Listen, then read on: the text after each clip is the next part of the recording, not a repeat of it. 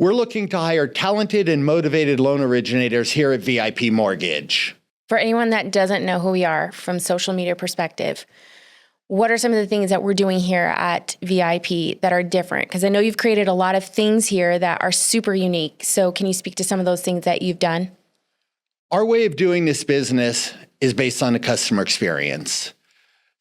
This is a scary time for the buyer, whether it's their first home or their fourth or fifth home. Even buyers who have enough cash to pay cash for their home are still nervous about an issue coming up with the mortgage because they don't want to tie up that cash. And everything is sort of behind the scenes. They don't understand it. We're big on communication, we're big on transparency, and we're really, really big on making the borrower comfortable. We want everyone to walk away saying, wow, I had an amazing mortgage experience. During COVID, when most companies were going virtual and cutting back on their space, we were signing leases on larger space and expanding. We provide meeting rooms here in the branch for our realtor partners to host meetings. We host a lot of trainings. Pre-COVID, we were hosting 400 to 600 realtors a month in our training room, which gives immediate access to loan officers. 15 years ago, we looked at the market in Vegas, and Vegas is really unique. Almost every single real estate company is locked down to lenders. You either pay the broker owner a lot of money to be on the preferred lender list, or you're not allowed in the office. You don't get access to the realtors. The problem with that is if you're paying that much money to the brokers, and a lot of them are my friends, I like them, they're great guys, and I understand the business model. But if I do that, I don't have enough money left to pay the highest caliber loan officers in the marketplace. So I end up providing a substandard experience to the realtor and the buyer who are on the street doing the transaction. The broker owner makes some money, that helps their brokerage go, but I can't provide a good mortgage experience. Instead, we chose to invest that money into building our training room facility, our coffee bar, everything else in the branch to make it an inviting environment for realtors to come in here. When they're here, we have an opportunity to show what we can do for them, develop a relationship with them. When I was originating, my business was based on friendships. People who were partnered with me, who didn't care if somebody else was willing to throw them $300 cash illegally, right? It's a pretty easy analysis. The loan officer who wants to pay cash for a realtor's business is paying because they're not providing a good enough experience. If you do a good job as a loan officer, you're going to generate referrals for that realtor from that client. Every happy closing is worth 5, 7, 8 transactions down the road with that client. If we provide a substandard mortgage experience, those don't happen. Right. So I can hire a subpar loan officer, they can pay you $300 per closing, and then you don't get 7 future referrals that are worth $12,000 each in your pocket as a realtor here in Clark County. So do you want $300 today or $12,000 7 or 8 different times over the next 20 years? Right. To me, the math is simple. What I think too, I'm hearing from you is that you're going back to the basics of hospitality. Absolutely. Listen, I always ask somebody, what's your hobby, Michaela? Music. Music. Okay. I know absolutely nothing about music. If you and I were to get together to talk about music, we wouldn't go into a conference room. We'd go to a coffee shop, a cafe, something like that. Sit down, have a coffee, have lunch, eat, talk like friends. We took the conference room here, disassembled the conference table, carried it out to the dumpster. We built an entire coffee bar. We have 2 certified baristas on staff, professional espresso machines, anything you can get at any of the major coffee shops you can get here, and it's better. Mm-hmm. We've done that because it's a comfortable environment for buyers, sellers, and agents to sit and relax and talk and work together. It's free. Listen, if you're a buyer's agent in this market, you're showing a lot of properties for each closing. And the one thing buyer's agents tell me is every time I go out, I stop and get coffee for the buyers. It's costing them $15 to $30 every time they go show property. So that gets expensive, really expensive. There's no cost to the coffee here and it's better. And we have some really cool things. Like anyone who follows us on social media will have seen our coffee printer. We can print the agent's name on it. We can print a picture of the house the buyer's buying on it. Immediately when we do that, the buyer takes a picture of it and posts it on social media, tags us, tags the realtor. It's a way for us to grow. It's a way for us to help our realtors grow. Yeah. So the hospitality, the experience, we need to make people feel welcome. Absolutely. I totally agree. Okay. So there are two main components I think that we need to touch on in regards to how to support a loan officer in running their business well. One I would say is rates, and the second would be operations. So price and how to close a loan. So coming to VIP, that was one thing we were really excited about. Can you speak to that a little bit? Absolutely. So as we discussed, we have a lot of things in place to help loan officers grow their business, right? But that's absolutely useless if you can't earn the business by having a great rate and you can't close the business on time. And on time really means early, right? After 2008, I've been in this business a long time. There were a lot of bad loan officers in the early 2000s. When the mortgage meltdown happened in 2008, most of the bad ones went away. We're left with good loan officers. Everybody's pretty much closing on time. So now if you want to stand out, you have to close early. Our goal is to have docs at title 5 days before the close. Right. We generally do unless there's an extenuating circumstance on the buyer's part. So rates are a really big issue. We need to be competitive. The economy is hard. Everybody's looking at everything extremely close. We have an unbelievably sharp rate sheet. We're beating credit unions and brokers, but providing the support and the service levels of a full bank. Right. At VIP, from our owners, Jay and Keith, down to the bottom, everybody is looking at every dime. People work on multiple different tasks through their day and their month to keep costs low. And it shows in the rate sheet. I have never in my 26 years had a rate sheet this sharp. Right. At a retail bank. Right. I'm sure you said it was the same for you. Yeah. So if we help the loan officers find business, help put them with realtors, give them an amazing rate sheet so that buyers want to move forward, then we have to be able to perform. Absolutely. Operations is key to success. If ops is weak, the loan officers stop originating. Right. They walk around, pace the halls, and stress. Right. And they don't have answers for the realtors. So now the realtors stop prospecting and they walk around their halls in stress. Right. Everything trickles down from ops being sharp and good. Our operations is a standout. Two of our processors, mind you, this is in an industry where most processors stay at a company 2, 3, 4, sometimes 5 years. Two of our processors, Scott and Cindy, are approaching 16 years with us. Robin, who runs our setup desk, is over 14 years with us. Christian is 9 years. Yeah. He runs our closing department, which is key. We have everything in-house. We do disclosure desk. We do setup here. Processing is here. We obviously don't underwrite here because of the reps and warrants for the correspondent lines. We do our CDs here. We do our docs here. Closing is here. We don't have to call a corporate closing manager and say, hey, can you rush this CD? Pick up the phone, call Christian, say, hey, bro, I need this one out. Without fail every time. My favorite support story is Christian. He came and he picked up the keys to my condo in Bryan Head. He was going snowboarding with his friends. And that was about 4:45 on a Friday afternoon. And then one of our managers in a different branch called me about 6:30 and said, dude, I need a CD out. And he was using corporate closing at that point.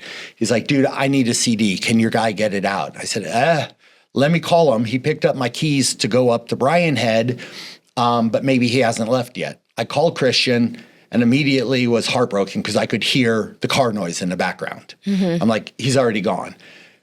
Christian's answer was, dude, call corporate, get me access to their pipeline. I'm about 10 minutes from Cedar City. I know there's Wi-Fi at the Starbucks there.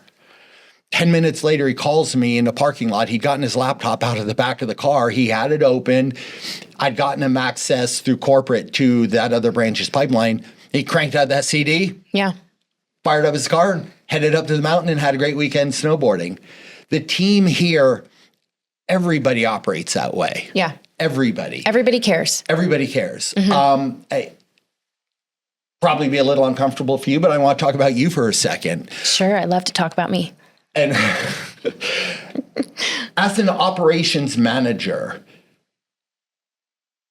what we all started 10 years ago now with you? It's been a little over, yeah. A little over 10 years ago. You were licensed, and Patrick and I talked to you and said, we want you to still do loans. Not enough that it gets in the way of what you're doing, but enough that you never lose that empathy for what the loan officer faces. Absolutely. Being a loan officer is stressful. Very. You have to answer to the borrower, the borrower's agent, the seller's agent, people at title, and you have to give answers that you can't come up with yourself. They have to come from your ops team.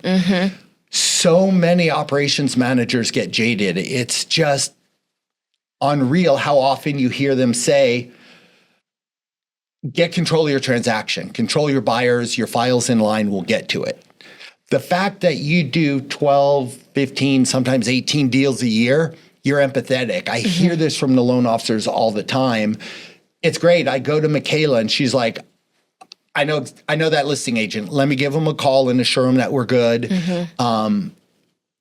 You perform and you drive the operations team to perform in a way where we rarely get those calls. Our Salesforce database is amazing. So the outbound communications to the agents are really, really good. We rarely get the calls, but when we do get a call because somebody's stressing, you're on top of it. You don't snap at the loan officer. You understand the stress they're under. Oh, yeah. It's a stressful transaction for a lot of people. It allows the loan officer to have complete confidence. I see them walk in with stress on their face, talk to you, and then they walk out and go have lunch with a realtor or go do something because they know it's handled. When I'm talking to recruits, what I always tell them is, let's go walk around the branch, meet some loan officers. Pick any loan officer you want at random. We'll bring them into Michaela's office. We'll pull up their pipeline in Encompass and start reading off borrower names. I promise you, without fail, Michaela knows more about the specifics of that file every single time than a loan officer. And these are not weak loan officers. No. We've had loan officers here, John's been with us 15 years, Patty's 12 going towards 30. We've got a lot of them over a decade, top performers in the industry. And they're not lazy, they're not incompetent. They just know they don't have to stress about those details. They can go look for the next loan. Right. When I was originating, starting 26 years ago, that's how it worked. A lot of loan officers are great at sales. Yeah, we expect a good, complete file. We expect them to know, not just throw everything in because that hurts our reputation. Sure. You send a pre-qual letter out, we better be able to close it. But once you have everything, go find the next deal, man. Michaela and the ops team will close it, and they'll close it early. Yeah, and one thing that we do here that may be unique to our branch versus other branches is we look at it as a conveyor belt. So it goes from one person to the next, but we're not losing time in regards to how long one person is taking on their part. It's all working concurrently. It's almost like this conveyor belt. And I love that analogy, but it almost kind of like, I picture like you see FedEx, the boxes are coming down and then it splits into like 3 conveyor belts and the boxes go different ways. Very true, yes. Right? So they're running in parallel. Right. When it goes to set up with Robin, she's doing all the order outs. It doesn't sit there until those are done. The file moves to the next step, but Robin still has it open for her things. She's still following up. Hey, this VOE didn't come in. She's reaching out. She's calling on it. So that conveyor belt's still moving, and then she fast tracks. Once her part's done, it catches up and joins back into the file. That's right. And that's been the secret to our fast closings, I think, is that linear file flow and the management, you originating, but not originating. You're just doing deals. So you're not out prospecting. Right. Your job is to sit and watch that file flow. So if something falls off the conveyor belt, you know it. Right. You're like that woman standing up on the catwalk at the factory, seeing everything move. That fell off, you run down, pick it up, put it back on, talk to the next station, say, hey, this fell off, here's what has to happen. Right. You know, went off the conveyor belt, everybody put on the white gloves, handle this thing like it's the most fragile thing in the world, and make sure we get this thing across the finish line even faster now. Right. Something too I think we should talk about is walking into an empty space where there's no life. Because there is a sales aspect, there's an emotional aspect to sales. And so something I think that's unique to our branch that you've created here is the CE classes that we have and the group of people that have come together for a long time now. We've got loan officers, our newest loan officer is new to the business, but has been in the business now for, is he 4 years now, Joey? 4 years, yeah. So I think there's something to be said about that. After COVID, I think we're all kind of missing that human element of connection. And so you're supposed to be out there prospecting. You're supposed to be connecting with real estate agents, but you walk into an empty building and it's cold and it's very unmotivating. And so I think something that's unique to this branch that you've created is we have people coming into the coffee bar. We have people in the CE classes. We have people in their offices, you know, conversing throughout the day, coming up with ideas of how to solve problems. There's a lot of coming together with ideas. So it's unique. Thank you. It's energy, it's momentum, it's community. Right. So I speak to other people in the industry and they're like, well, I work at home because I go to my one loan officer in particular that will be wearing a VIP badge very soon here, told me, you know, during COVID, we had to stay at home, but I liked the energy of being around people. Salespeople are higher energy, right? Like the sales meeting scene in Wolf of Wall Street. They're all in there, they're jumping and they're doing all their games, right? There's an energy required to be salespeople. We thrive on that. He said, I would go by our branch and I had to use my key to get in mid-morning. I'd go in and there's nobody there. Or maybe there's one LOA who's working there because her house cleaner is cleaning her house today.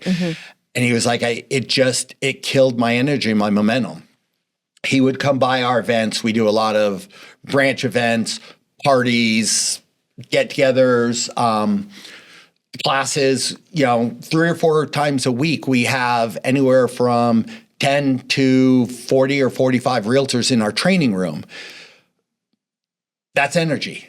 Right. A lot of realtors, for the same reason, come, I promise you, if you sit in the training or in the coffee bar for the next hour, you'll see 1 or 2 realtors come in, sit down, have a coffee, open their laptop, work for a little bit, and then go off to their next appointment. And they're like, I just don't want to go home. It's quiet.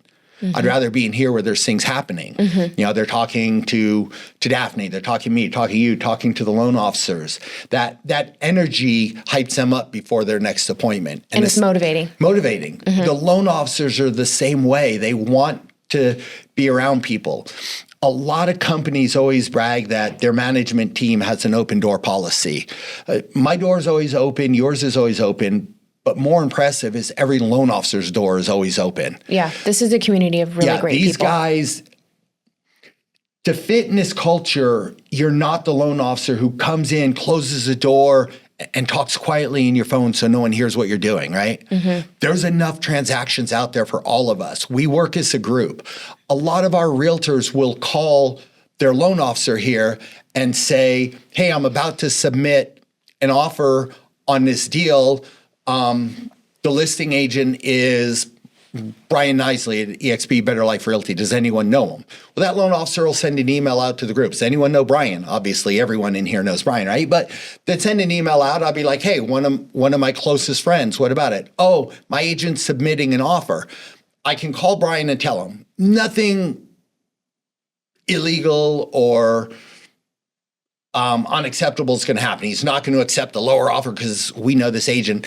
But as the listing agent, he'll at least notice that deal And it's sort of a warm introduction for the buyer's agent submitting the offer. There's a line of communication that's created because of it. And everybody in here does that for each other. Everybody understands if Patty's got a deal and she's struggling with it, John and Brandon and Dave want to help.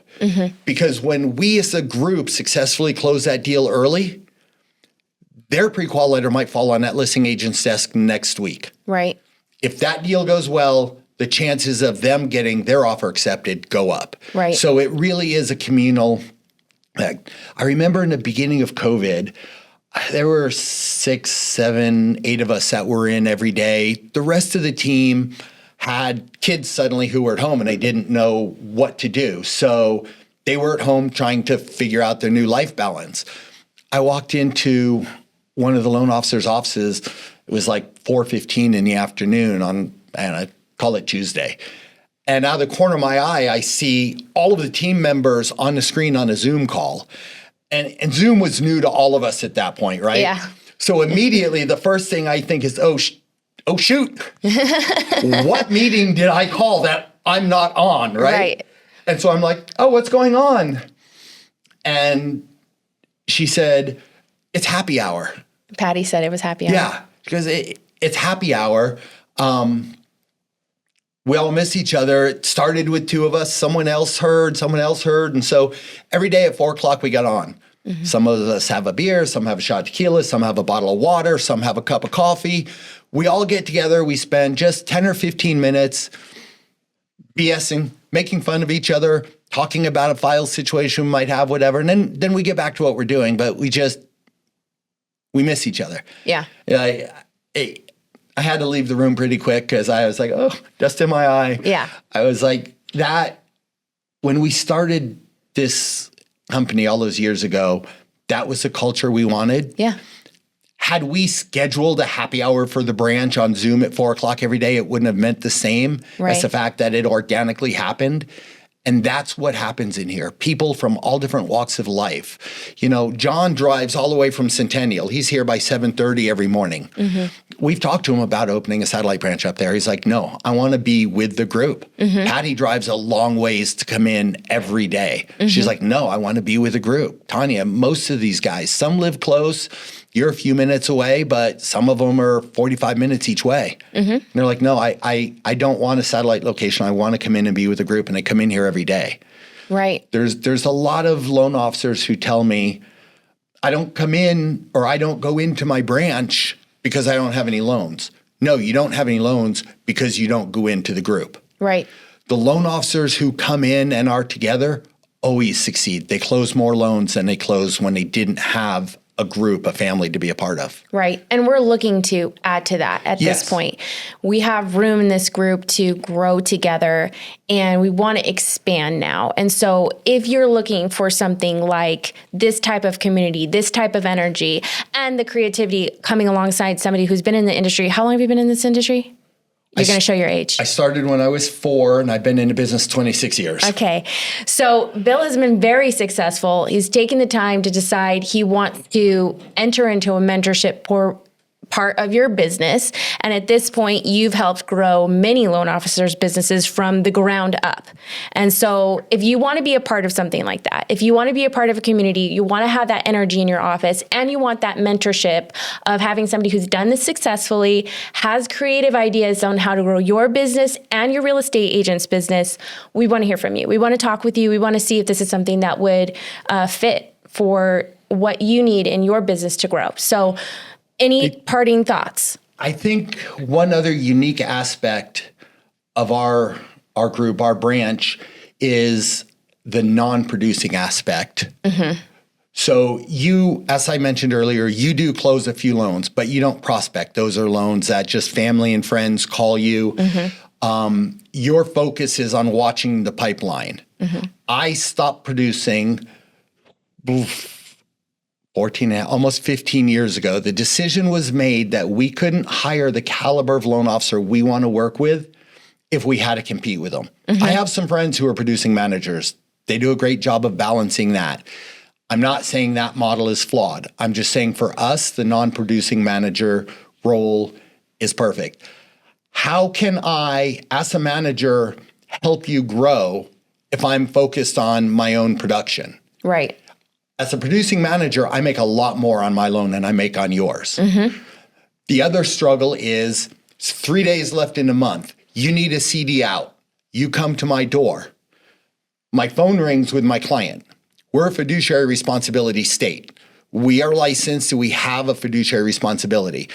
That borrower, I have a legal fiduciary responsibility to handle their situation, but I have a moral and ethical responsibility to handle your question as you walk through my door. We have, we're 35 employees roughly right now. Only one of them is not the primary wage earner in their family. So in my mind, almost all of them have spouses and kids. So there's 140 or 150 mouths that eat off of the decisions we make and the actions we take here. It's an impossible situation when the loan officer's at the door and the client's on the phone. I legally have to do this. I morally and ethically have to do that. What do I do? As a producing manager, I can't balance that out and do the two things I have to. We chose to be non-producing. Now the fact that I make a lot more basis points off of a client goes away. The only way the branch thrives is if we help the loan officers grow. And so that was the decision behind being non-producing. That was the decision. We had our most senior processor, Cindy, was our processing manager for years. She's amazing. She's still with us. She does a great job. She came to us and had said, it's hard for me to oversee everything in the pipeline while I'm carrying a pipeline and processing myself. I either have to short my processing responsibilities or short my management. And that's what defined for Patrick and I your role as a pipeline manager who's not carrying 40 loans to process also. You're freed up to look for opportunities in a pipeline to actually manage rather than sort of oversee while you're processing. Would I love to have you processing? Absolutely. You're amazing as a processor. But giving up that ability to get the efficiency of you overseeing everything, so many changes in our operations team have come from you being able to step back, look at it, and see where we can be faster and better. And when we're faster and better in ops, the loan officers earn more referrals. When they earn more referrals, they have more consumer direct business to hand to realtors to grow relationships. Right. It's about the mortgage experience and growth. And it's fun. And it's fun. Thanks for taking the time with me, Bill. We're excited about what this next chapter looks like for our business as it grows. We're excited to pour into people. This is a new season for us of being able to expand our team. And if this is something that you think will help you grow in your business, we would love to hear from you.